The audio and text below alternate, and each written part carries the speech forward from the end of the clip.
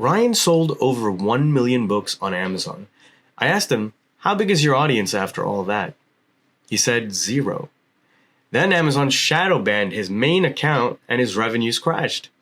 Last week, he switched to selling direct. He got 113 orders in just a week, $7,000 in revenue, 20% profit margin. And this conversation isn't really about going viral. It's about owning your readers so your business can't be turned off by Amazon or anyone. And showing you how to start building your own author platform the right way. Hello, everybody. So I have one of my best friends here, Mr. Ryan Jett. He is one of my closest friends since we started publishing together. And that was like 10 years ago. And he's got some really cool stuff to share. So I wanted to twist his arm and ask a few questions. And he was gracious enough to say that he would let me interview him. So how you doing, Ryan? You want to introduce yourself? So over 10 years, I've been lucky enough to sell 1 million paperback books on Amazon.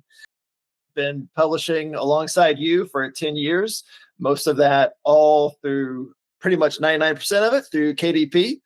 And Amazon, although we've used other platforms and played around with it. But you've done a lot of off Amazon stuff where I didn't until recently.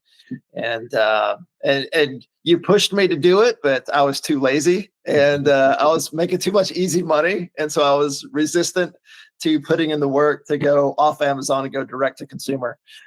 So yeah. And probably about half of those are that gag gift, People of Walmart coloring book that I did.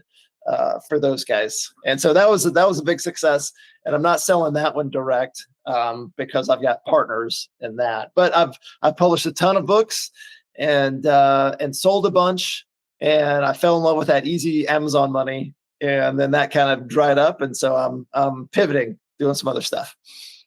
Awesome, man. Dude, that is an insane number to have sold 1 million copies on Amazon. Congratulations. I mean, on any store, really. So if saying you can officially say that you're an author who has sold more than 1 million books, and that is awesome. So congratulations. Yeah, thanks. They're pretty silly books. So a lot of people I probably wouldn't. You're making the world laugh, man. There's I can get behind that.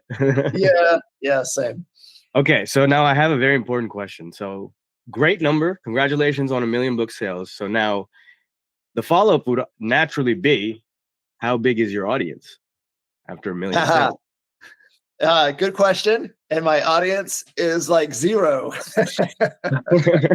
I never really even messed around much with email capture, or the times I did, I didn't really get any emails. I guess my offers or my lead page in the book wasn't compelling enough. And that just never worked much for me. But of course, as a point that you've driven home many times, is that when your business is on Amazon, you don't have a lot of people say that's not actually a real business because you don't have a customer list. You don't know who's buying your stuff and you can't contact them in any way, at least through KDP doing that way. I sold some books fulfilled by Amazon, and you get those when you do it that way, but it's a pain. It didn't work that well for me. And I guess like product sellers, I think they get the email addresses of their customers, but when you're publishing through KDP, you don't. There's a way to there's like some ways to scrape, and there's ways around it. Like I know there have been workarounds even like 6-7 years ago. Like I've sold like physical products on the product side of Amazon too, not just like publishing and books and stuff.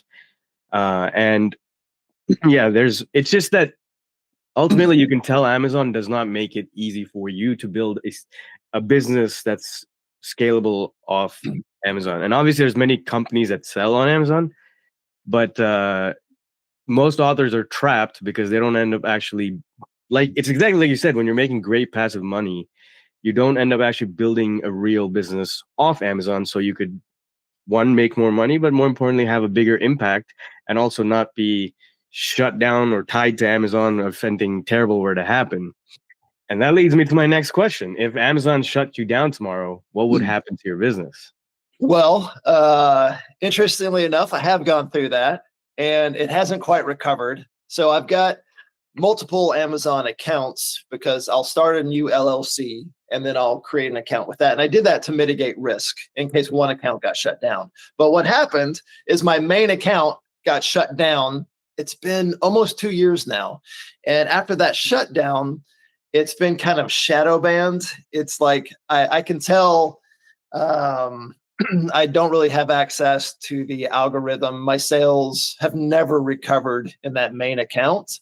And fortunately, I have other accounts because I can publish new books in those accounts and it works like it always has. Like if it can get up to speed and then I can get a sales rank in the top 10,000 fairly quickly if it's getting reviews and the reviews are good. But in my main account that was earning me most of my money, after that shutdown, I had to hire an attorney to get it back on.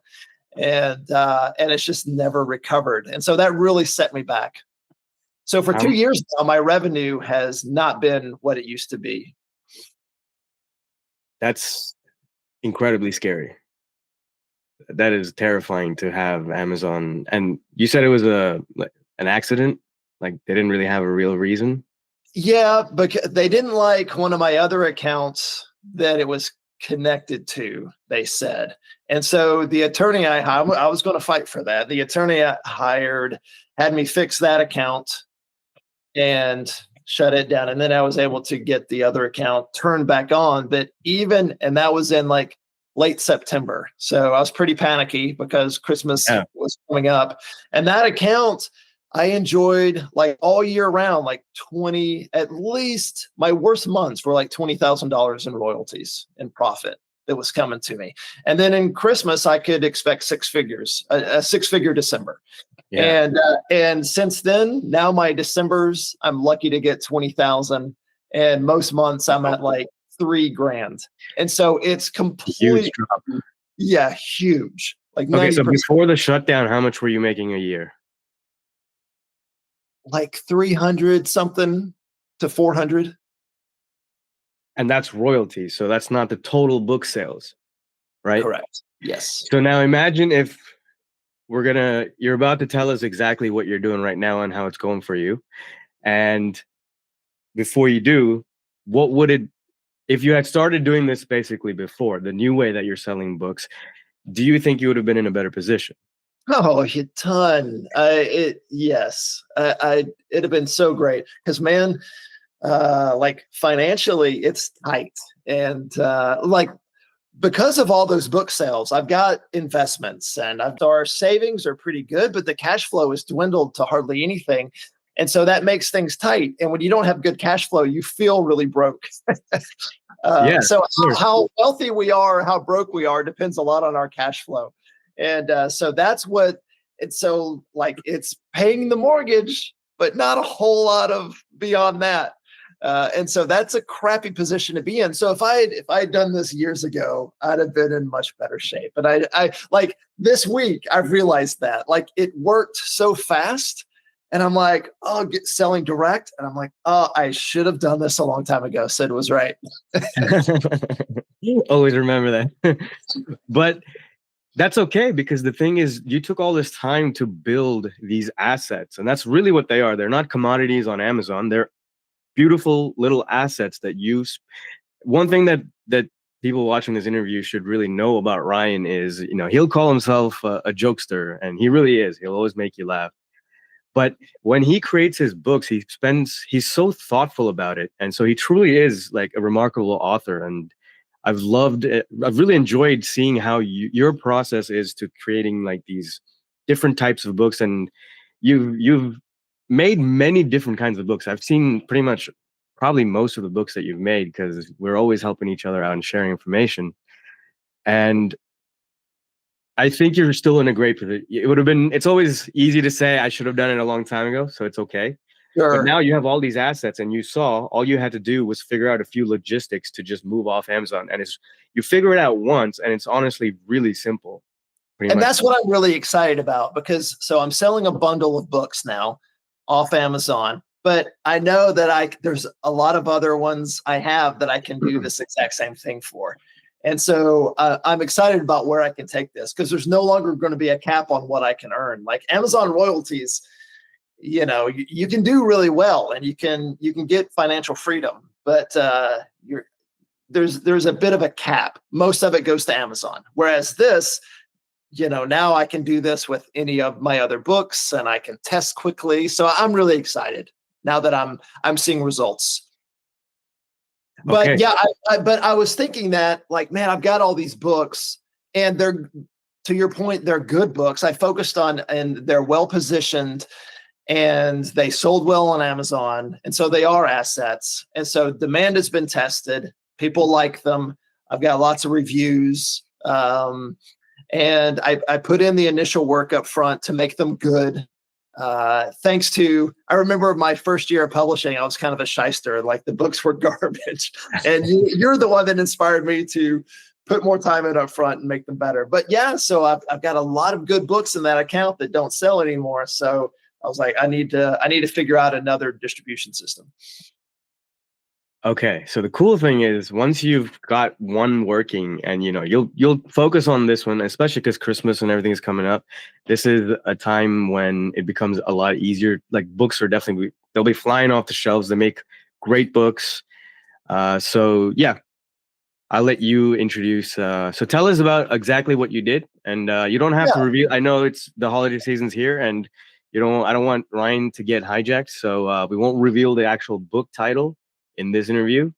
I'll try and force him later, but I'll share the exact process and all my numbers. So I started. So I've got 6 books, and I'm selling them in a bundle, and I offer one for free. So one's a bonus book for free, but it's a 6-book bundle. And but having a free bonus book is an added incentive. It makes it for a good offer in people's minds. And so I ordered 20 copies off Amazon, and author copies. And I thought, well, I'll ship these out and test that. And I did that. It took a couple weeks, and I thought, okay, I'll order more this time. So I ordered 50 of all 6 of these books. And that sold out. I was a little more aggressive with the ad spend. And I'm not a Facebook ads expert by any means. So I'm learning this a lot. I mean, I played around with it a little bit. And I've played around with ClickFunnels. For this, I built my funnel on Unbounce. But it doesn't really matter what you use. And I'm using Shopify for the checkout. So I ordered 50 copies, and those sold out, I think, in just 2 weeks. So I thought, okay, that's awesome. This is going to work. The demand is there. And a lot of people, I think they just, but selling those 50 copies said, every day I'm going to the post office and I'm taking like 5 to 9. And I'm like, man, a lot of my time is trips to the post office. And so I set up a supplier, a printer, and they're going to print the books and ship them for me. And so last week so now that I've got that set up, I turned on ads, and I can go a lot more aggressive. So I ordered 500 copies of the bundle from this printer. And then when I run out of those, they'll print pretty quickly and get up and running. So I turned ads on. Let's see, I've got 5 days of sales. And awesome. And we'll go through that. So I sold 14 bundles my first day, and then 13, 15, and then I had 25 sales on Friday, and then Saturday I dropped back down to 17. But yesterday was Sunday, and I sold almost 29 bundle orders. So that's just under 7,000 in revenue in 5 days. That's amazing. I'm so excited. 113 orders, and so I don't have to run out to the post office and ship those. I can just focus on my ads. But that's really awesome. And it's October, and so I know volume is, the sky's the limit, and I'm just getting started. So I haven't really scaled my ad campaigns yet. And so I'm really stoked, because $7,000 in revenue in 5 days, and that's just getting going. So it's like, okay, yeah, I should have done this a long time ago. You look happy. You look happy. And I'm happy for you. I'm excited because my main account, like, these books haven't made that money on Amazon this month. That's for sure. So that's the interesting thing. And so Amazon was very good to us. And I don't think it has ever been the same since, I think, after 2000, maybe 14. I think 15 might have been. No, actually, I remember around 16 is when I started to move off Amazon. Like, it was probably one of my best years. I remember, I think I had like a $80,000 month in December in like sales. And so that means I probably took home like, I don't know, 40, 50% of that as a profit. And that to me back then was a great month, like a fantastic month. But Sure. when I moved off Amazon, I remember like we've already but even back then, Amazon ads were already becoming so important. And so that's the thing. There's all these, if you think about it, the scariest thing is on Amazon, there's a limited set of spots. So even in the entire overall books category, if you hit 1,000 rank, sure, you'll still make really great money. But ultimately, if you look at it, it is a chart that every author and seller on Amazon is basically fighting for. And it's like a fight to the death where a lot of scammy things happens. You could get your account shut down. Um, and I completely understand why, like we've both of us have had many different books and IPs copied or Yeah. replicated, and like especially with AI nowadays, it's becoming there's so many that AI the marketplace on Amazon is being flooded with books. There's so much more competition. AI has made it so much easier to create books, but it's also good because it made it easier for me to create my sales page. Because like images are really easy to create, ad images are really easy to create, and that's been working well for me. So AI has been good as far as that stuff goes. But yeah, on Amazon, it's the competition level is insane. Just more books and copycats and it's become, I agree, it's become a little untenable. And they're fighting for a small piece. Like when you go direct, my eyes have been open this week. It's like the amount of money that's out there that it's exciting. If you're watching this and thinking, I want to start selling direct like Ryan, that's exactly what the Readers on Demand Challenge is for. It's a 7-day experience where I give you the full playbook, the AI prompts, scripts, and funnel templates so you can build your own author platform step by step with me and other serious authors too. The link's below if you're ready to start. Now, if I was watching this video, I would want to know what kind of books I'm selling and what my niche is, and I'm happy to share that, and we can do that later. Sure. Or now, whatever. Okay. Tell us about the books.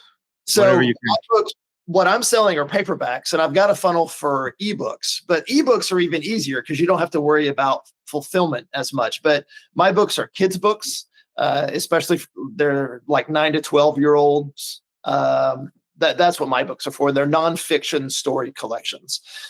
So anybody, me and my wife, we write those. It's pretty easy to do. But I think the market is, that's an even smaller market than like fantasy, and maybe there's not, but there's a lot of competition in this market too. But it's just nonfiction story. So one book will be on history stories, another book will be on adventure stories, and other books inspiring stories and stuff like that. So that's but people want those in paperbacks because they're buying them for their kids, or at least my customers are. So I don't get a whole lot of ebook orders.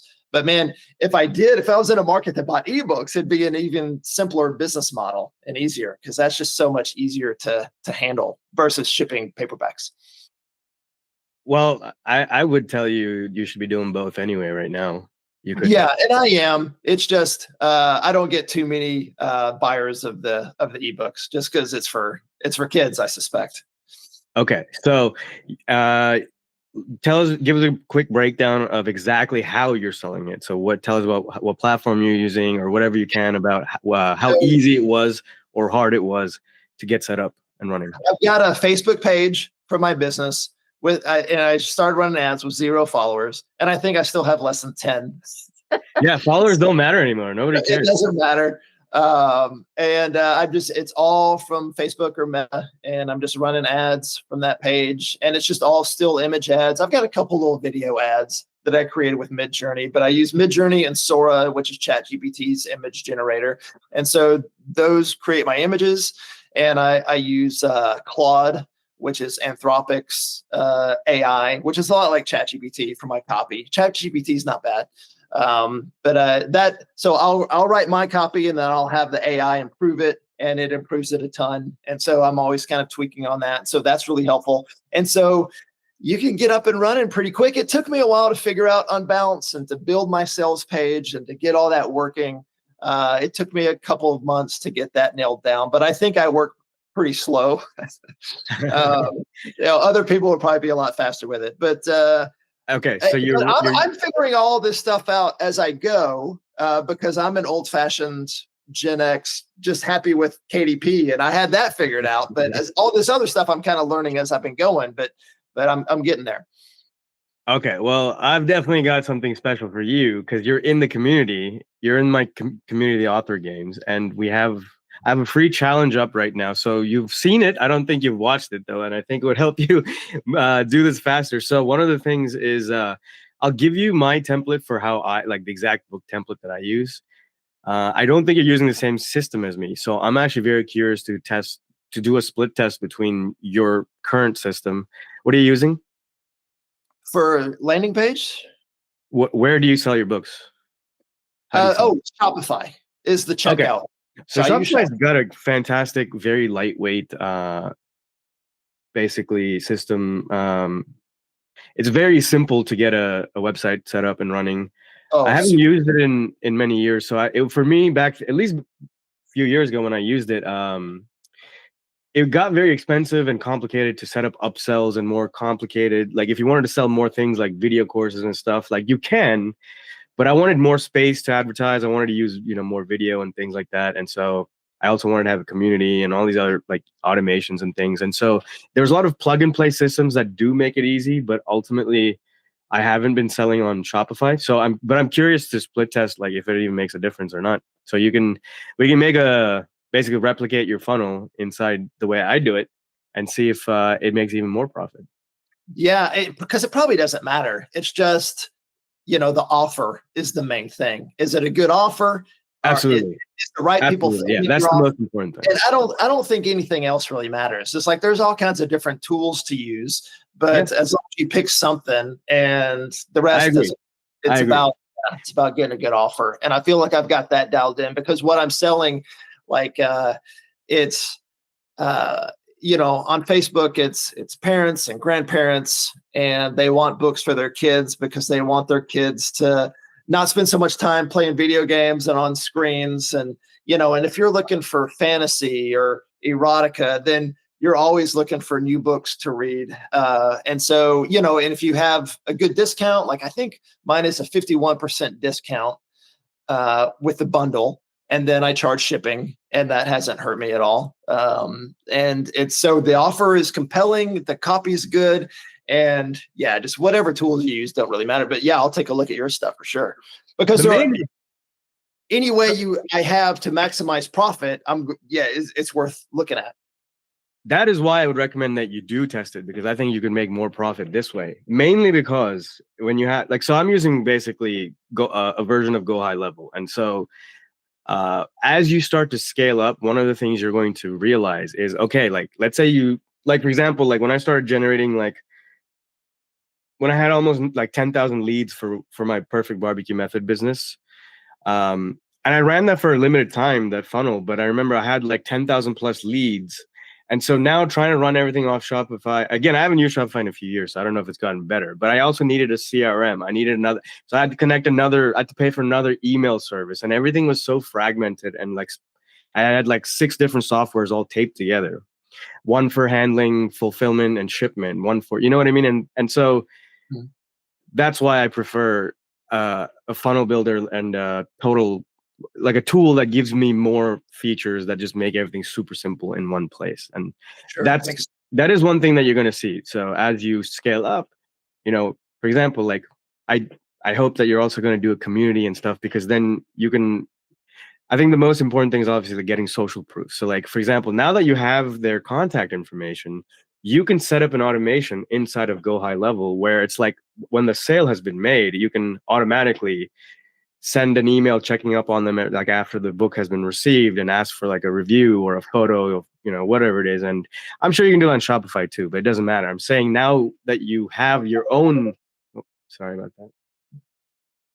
But now that I've got a customer list, I can, get all kinds of stories from them on, unboxing videos and incentivize that and all kinds of stuff. I got an idea for a subscription upsell that I can do. I'll probably get through this Christmas season and then maybe integrate that. And that would be a way for me to increase my lifetime value or even create a lifetime value per customer, more beyond the one-time sale and stuff like that. So yeah, there's a lot of room to expand and improve on this, and then do other offers, book bundles for different audiences, like all my other books that I've got. I need to get those going. So yeah, I'm stoked. Exactly, man. So ultimately, I think when you and you'll see we're still only on it's October 27th today. Okay, that means I think you're gonna have a great holiday season. The numbers, if your numbers are looking like this right now, like I think you'll definitely do really well for the next 3-4 months.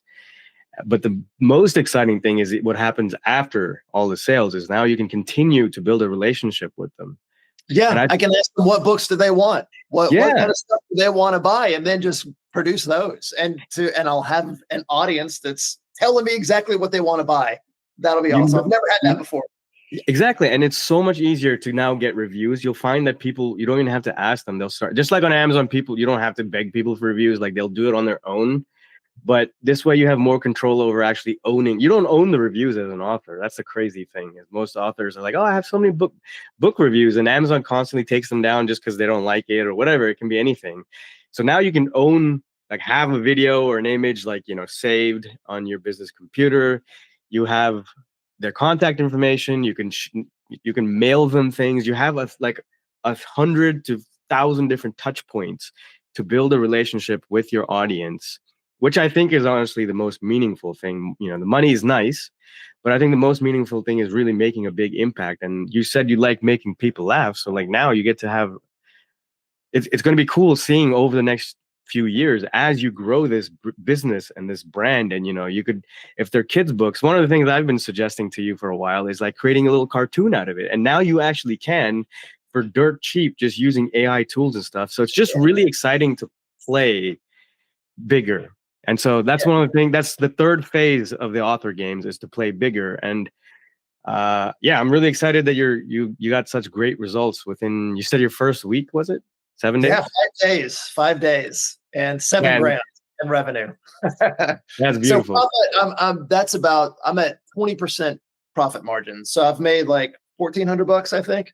But there's and that's doing it as a beginner without fully understand. So your ads haven't fully optimized yet, so we can get those numbers down. It's my first 100 orders, and so I'm just getting started. So but going bigger, it's just like, how can I serve my audience in more ways? And that just becomes, I think, easier and easier once you have a freaking audience, right? Okay, so let's tell me. How do you see yourself moving forward now, and what does it feel like? Well, I guess I can replicate. So now it's very easy for me to replicate this process for my other books, but I can also double down in serving my audience, and so get through the Christmas season and then ask them, what other books they want. There's a subscription offer I could put out there, and I could work on setting that up. Where I send like a handwritten story or stories in a packet to these kids like once a month. Grandparents love that kind of stuff. So there's all kinds of different business models I could add in and layer on top of this. So that's kind of where I see it going from here. Beautiful. Okay. And when it's kids, I can offer, so 9 to 12-year-olds is who I'm serving. So I can create books, when they're 13 to 15 and, go from there. They're still reading books at that time. Hopefully they are, because they've read my other books. For sure. Readers, right? So you can just keep, and it'll cost a lot less.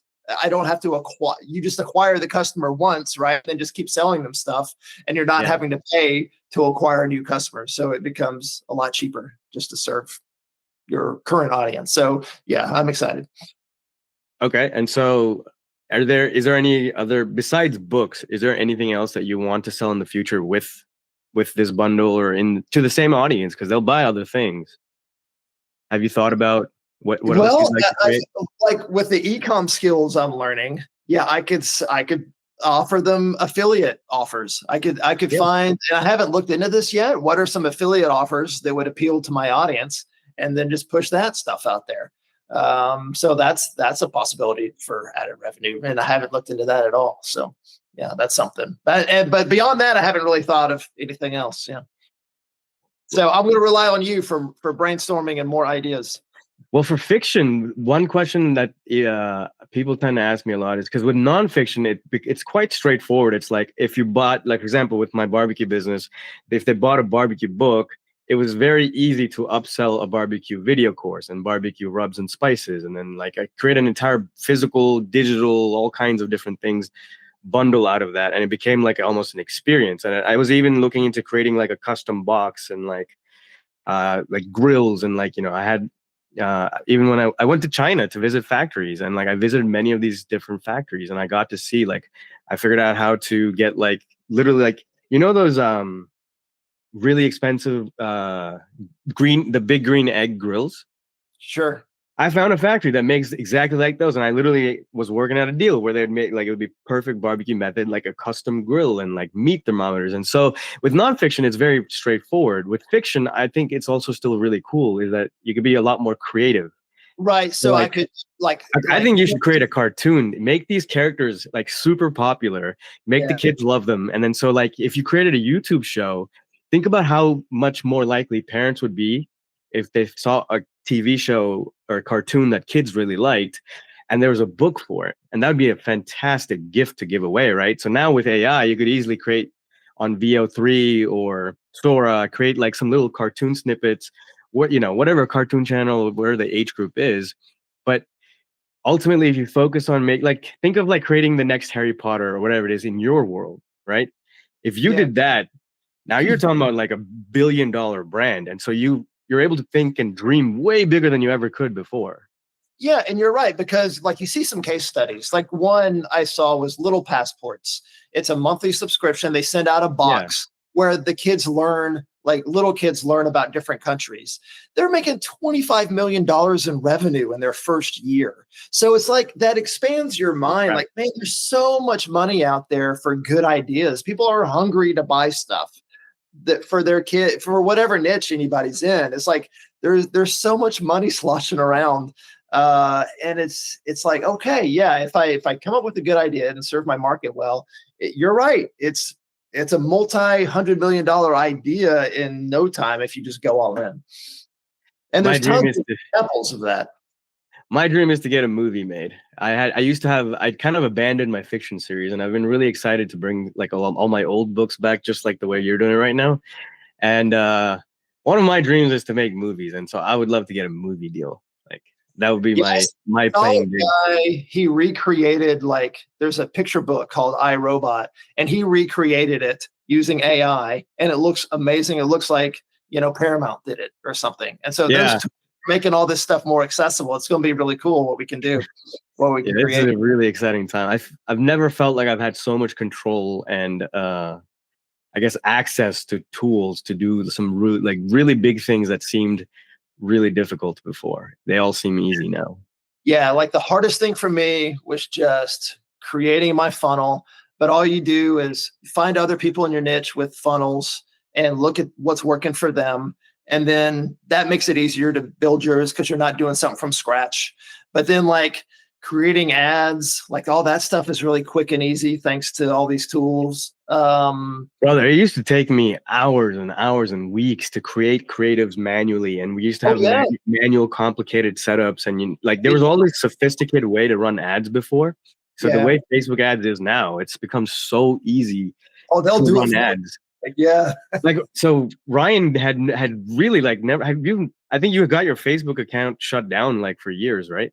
It's true, because I was trying some affiliate stuff back 6 years ago, and so my main account got shut down. So I'm using my wife's for all this stuff, and but I never really built much of a business using Facebook ads. I'd played around with it for various stuff, maybe for testing and stuff. But I've by no means. Basically, before 7 days ago, and then before the one small test you did a few weeks ago, you had really no experience with Facebook ads.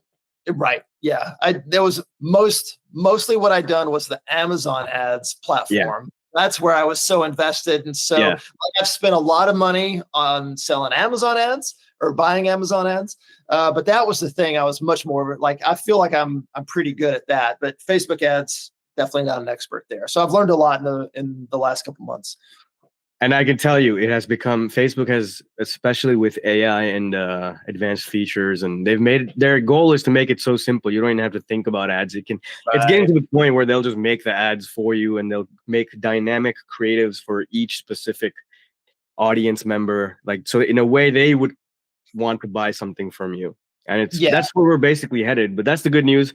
It's really not that complicated anymore to run ads. You just basically create a few images, you write some text, AI can walk you through everything. I just leave the audience wide open. I just let Mel find the audience. I don't mess around with that, and that exactly that works well. So you don't have to know a whole lot of stuff. Like, they really do make it easy for you. Like, you don't even have to understand your market that well, but you need to have a good offer and you need to have good products. But other than that, like, the advertising is pretty simple. Awesome, beautiful. So thank you for sharing with us a little bit about how you're doing. So ending the interview, I'd like to ask, can you follow up with us maybe after the holiday season, or even if something exciting comes up and motivates the people, whether it's on YouTube or in the community? Yeah, of course. We've got a month until Black Friday, right? And so I can do a Black Friday update, let everybody know how it's gone then. And awesome. Hopefully it'll be mind-boggling.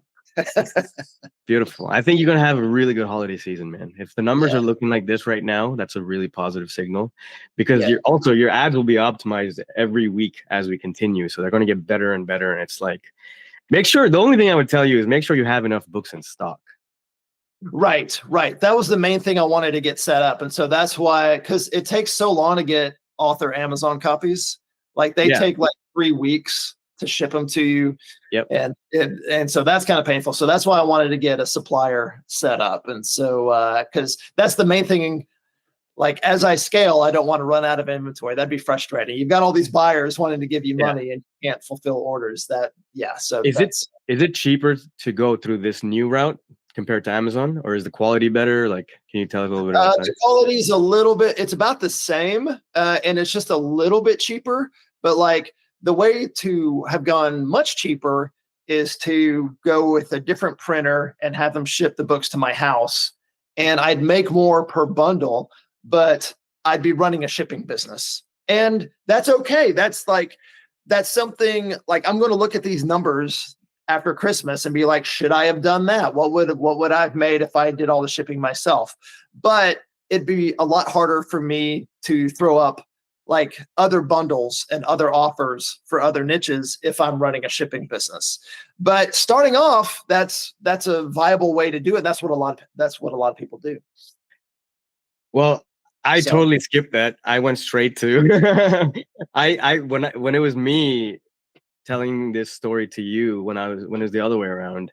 I think that was 2018. Yeah, you had 2018 is when so 2017 I started to play around. 2018 I think I got my first 100 orders through print on demand, just like you did, and then I went straight to bulk printing. So I ordered like more than 3,000 copies for the initial run, and I was doing like, the print on demand was like $40-$50 per book. I was losing money up front just for the proof of concept, because I hadn't seen anybody nobody was talking about how to do this back then. Everybody was still on Amazon. And so that it went from $50 print on demand to $5, and it was a much more beautiful book than ever. Like, it was like museum paper, like with really high dense paper with beautiful photographs, and it was 400 plus pages. So it was an expensive book to print. It's a lot cheaper if you do black and white, obviously.